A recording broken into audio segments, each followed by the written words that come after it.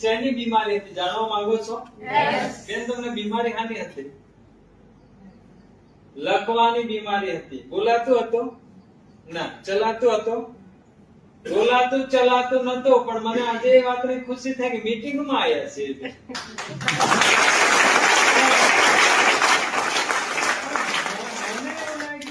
જે બેનને લખવો હતો, ચલાતું નતું, બોલાતું નતું, એ છે ને આજે આપણી મીટિંગમાં આવ્યા.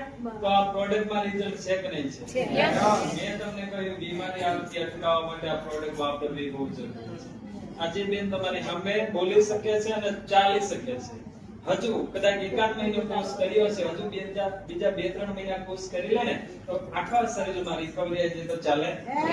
એ માટે ને આ પ્રોડક્ટ માટે જોરદાર તાલીમ.